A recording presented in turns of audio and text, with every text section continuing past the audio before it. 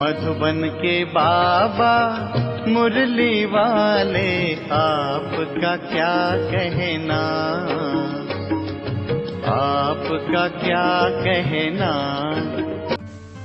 ओम शांति। 29 जनवरी 2024 बाबा के महावाक्य।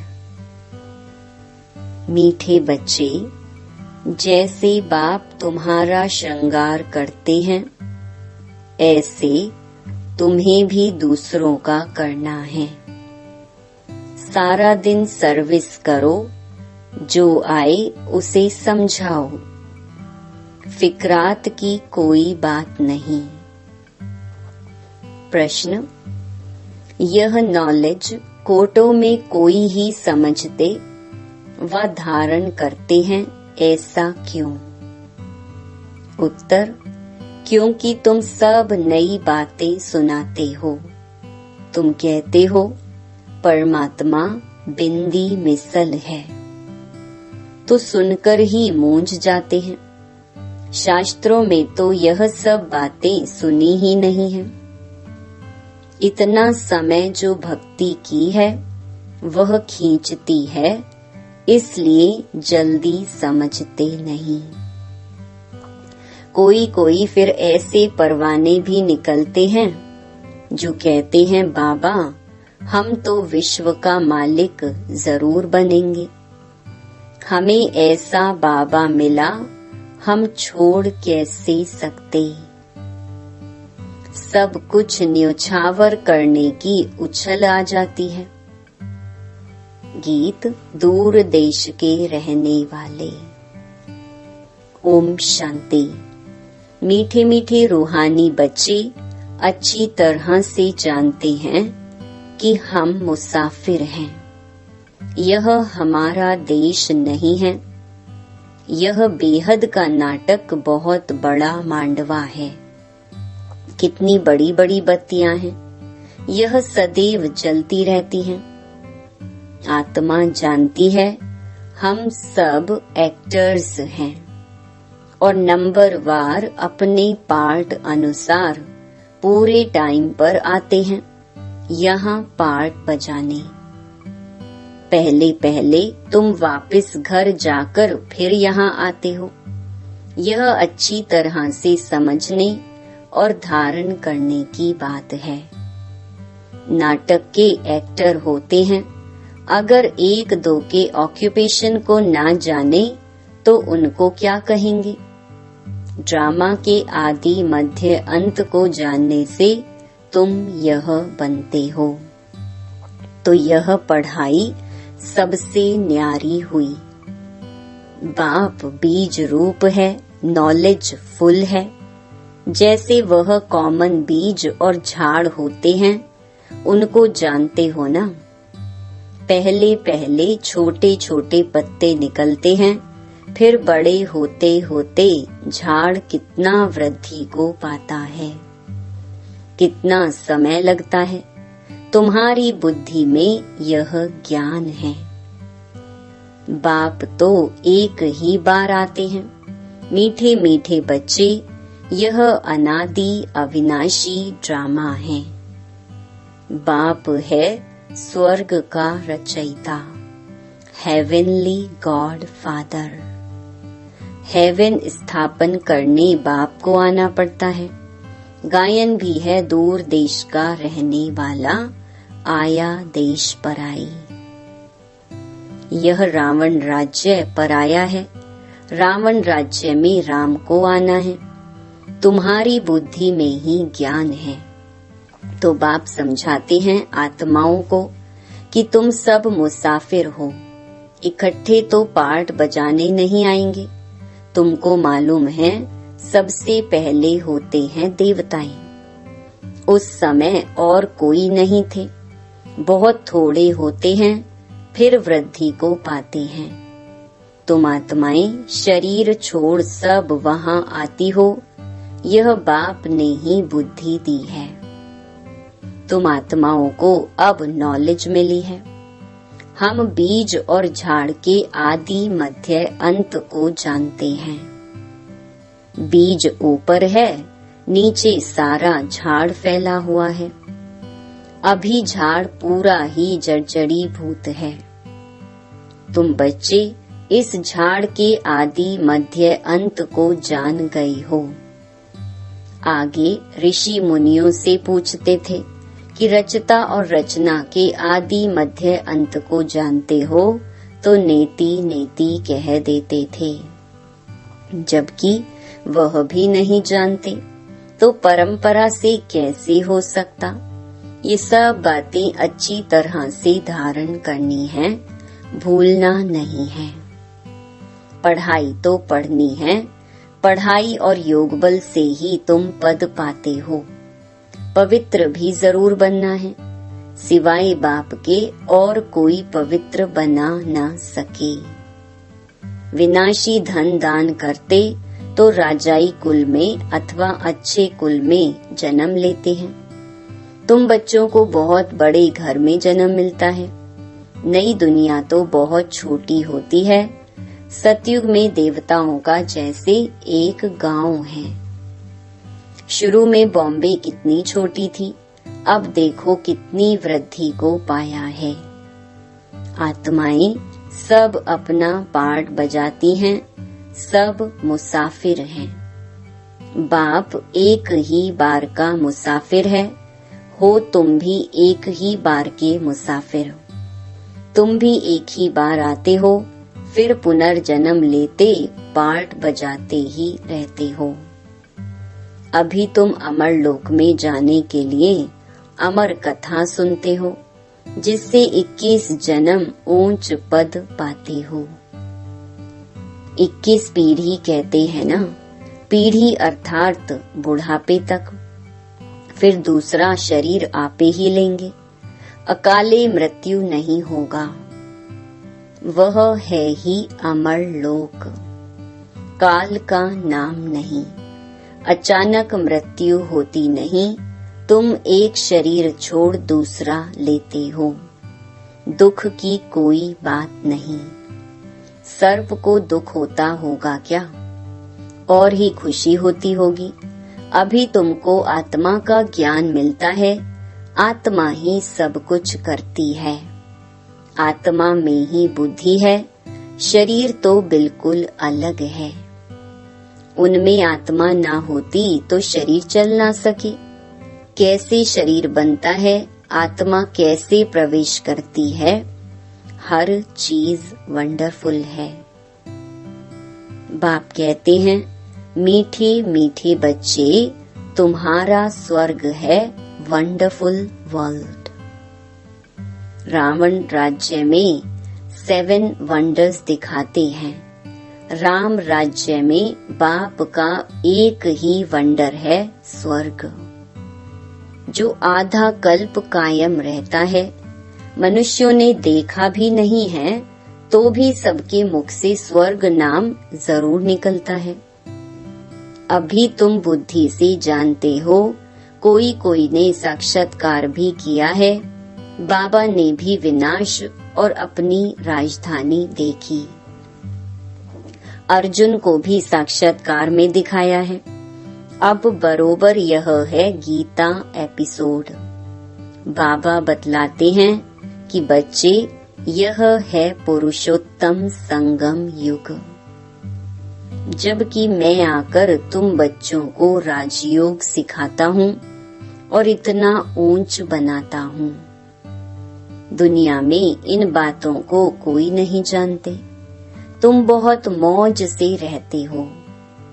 यहाँ मनुष्य मरते हैं तो दीपक जगाते हैं कि आत्मा को अंधियारा ना हो। सतयुग में ऐसी बातें नहीं होती। सतयुग में सब आत्माओं का दीपक जगा रहता है, घर घर में सोझरा होता है।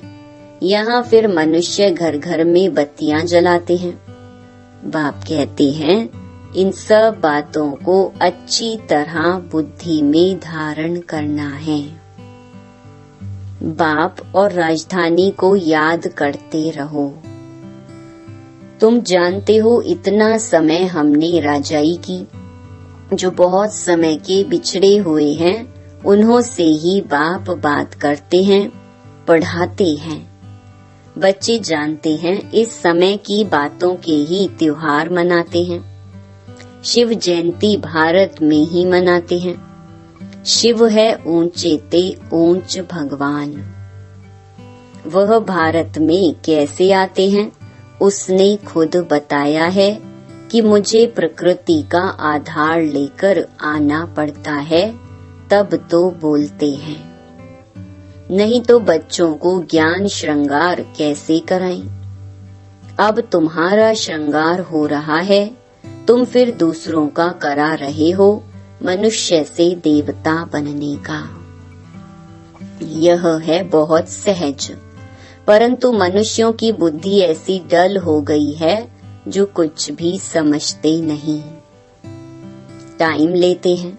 तुम प्रदर्शनी में सब बातें समझाते हो, जो आया जैसे समझाया, सब ड्रामा। फिक्रात की कोई बात नहीं। बच्चे कहते हैं बाबा माथा बहुत मारते हैं, निकलता कोटों में कोई है। सो तो होगा। तुम कहते हो परमात्मा बिंदी है। शास्त्रों में ऐसी बात है नहीं, इसलिए मूंझ पड़ते हैं। तुम भी पहले नहीं मानते थे। कोई कोई को तो 2 वर्ष भी समझने में लगे। चले जाते हैं फिर आते हैं। इतना सहज भक्ति छूटती नहीं है। वह अपनी ओर खींचती है। यह भी ड्रामा में पार्ट है। सिवाय तुम ब्राह्मणों के और कोई नहीं जानते। विराट रूप का भी अर्थ समझा है। यह है तुम्हारी बाजोली। तुम चक्र लगाते हो, इनको विराट नाटक कहा जाता है। इनका भी तुमको ज्ञान है। उन कॉलेजों में तो क्या क्या पढ़ते रहते हैं, यहाँ वह बात नहीं। साइंस वृद्धि को पाती रहती है, उनसे विनाश होना है। अभी भल तुम समझाएंगे, परंतु विरला कोई मिलेगा जो कहेगा यह तो बहुत अच्छी बात है, यह तो रोज समझाना चाहिए। कितना भी काम हो, परंतु कहेंगे हमको तो बाबा से वर्षा जरूर लेना है। यह तो अथाह अनगिनत कमाई है। बाबा कहते हैं बच्चे, मेरी बुद्धि में सारे झाड़ की नॉलेज है। सो अभी तुम भी समझ रहे हो। बाप जो समझाते हैं वह बहुत एक्यूरेट है। 1 सेकंड न मिले दूसरे से। कितनी महीनता है। तुमने कितने चक्कर लगाए हैं। यह ड्रामा जो मिसल चलता है। एक ही चक्कर को 5000 वर्ष लगते हैं। उसमें सारा खेल चलता है। उनको ही जानना है। वहाँ गायें भी फर्स्ट क्लास होंगी। जैसा आपका पद वैसा फर्नीचर, वैसा मकान। भपका होता है। खुशी भी आत्मा को ही होती है। हमारी आत्मा तृप्त हुई। तृप्त परमात्मा तो नहीं कहा जाता है। कहेंगे तुम्हारी आत्मा तृप्त हुई। हाँ बाबा तृप्त हुई। तो यह सब खेल चलता आया है।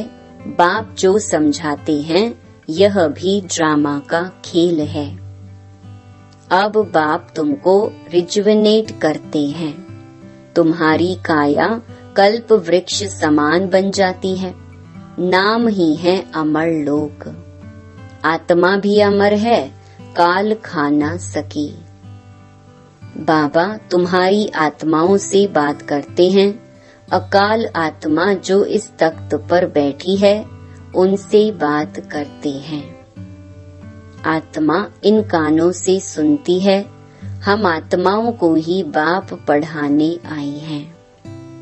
बाप की दृष्टि हमेशा आत्माओं पर रहती है। तुमको भी बाप समझाते हैं, हमेशा भाई भाई की दृष्टि रखो। भाई से हम बात करते हैं, फिर क्रिमिनल दृष्टि ना जाए। यह प्रैक्टिस बहुत अच्छी चाहिए।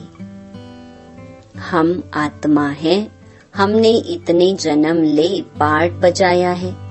हम पुण्य आत्मा थे। हम ही पवित्र आत्मा बने हैं। सोने में ही खाद पड़ती है। जो आत्माएं पिछाड़ी को आएंगी उनको क्या कहेंगे? कुछ % सोने का होगा। भल पवित्र होकर जाते हैं, परंतु पावर तो कम है ना। 1-2 जन्म करके लिया, इससे क्या हुआ? बाबा जो मुरली चलाते हैं वह है खजाना। जब तक बाप दे तब तक तुम बाप को याद करते रहो। याद से ही तुम एवर हेल्थी बनते हो। चुप होकर बैठने से भी बहुत फायदा है। मन मना भव, इसका अर्थ भी कोई नहीं जानते। बाप ही हर बात का अर्थ समझाते हैं। यहाँ तो है अनर्थ। सबसे बड़ा अनर्थ है 1-2 पर काम कटारी चलाना, जिससे आदि मध्य अंत दुख पाते हैं। सबसे छीछी हिंसा यह है, इसलिए इनको नर्क कहा जाता है। स्वर्ग और नर्क का भी कोई अर्थ नहीं समझते। वह है नंबर 1, नर्क है नंबर लास्ट। तुम जानते हो हम इस विश्व नाटक के एक्टर्स हैं। तुम नेति नेति नहीं कहेंगे। तुम श्रीमत से कितने अच्छे चित्र बनाते हो जो मनुष्य देखते ही खुश हो जाएं और सहज ही समझ जाएं। यह चित्र बनाना भी ड्रामा में नोंद है। पिछाड़ी को तुम याद में ही रहेंगे। सृष्टि चक्र भी बुद्धि में आ जाएगा। नई दुनिया कौन बनाता और पुरानी दुनिया कौन बनाते हैं, ये सब तुम ही जानते हो। सतो रजो तमो में सबको आना ही है।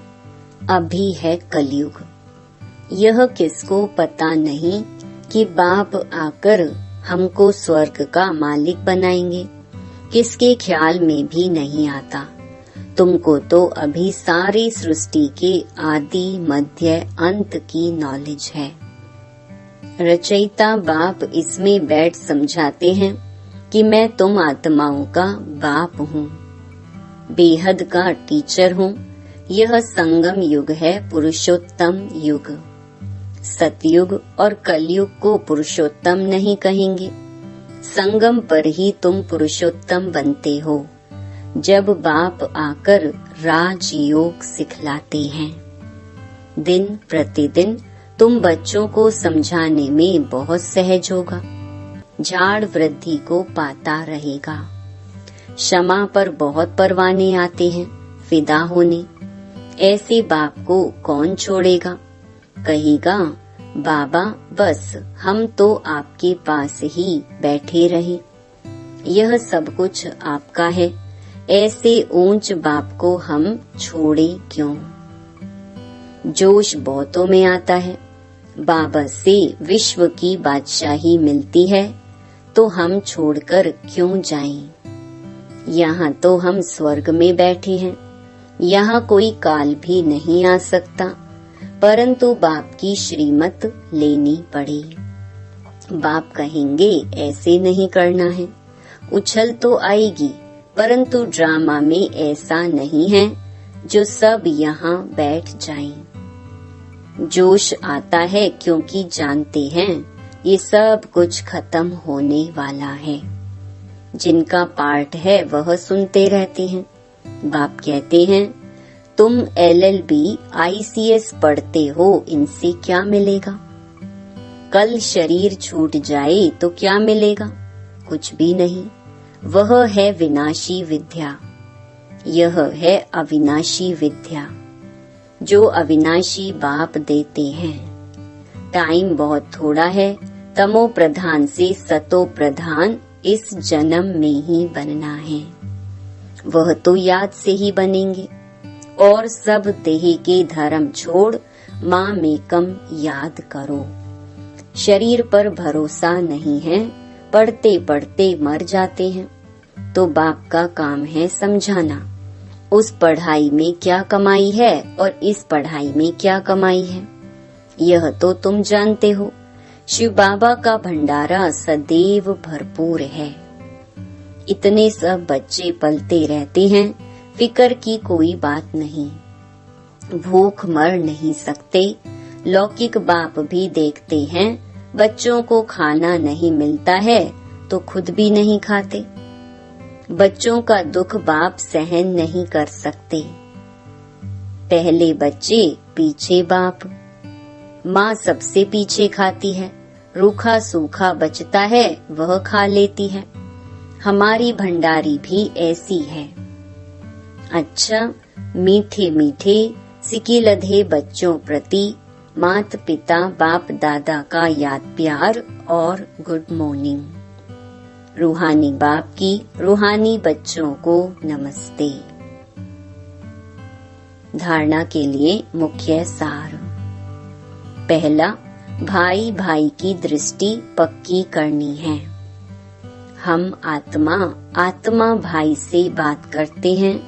यह अभ्यास कर क्रिमिनल दृष्टि को परिवर्तन करना है। दूसरा, बाप जब ज्ञान खजाना देते हैं तो याद में बैठ बुद्धि रूपी झोली से खजाना भरना है। चुप बैठकर अविनाशी कमाई जमा करनी है। वरदान, आत्मिक मुस्कुराहट द्वारा चेहरे से प्रसन्नता की झलक दिखाने वाले विशेष आत्मा भव। ब्राह्मण जीवन की विशेषता है प्रसन्नता।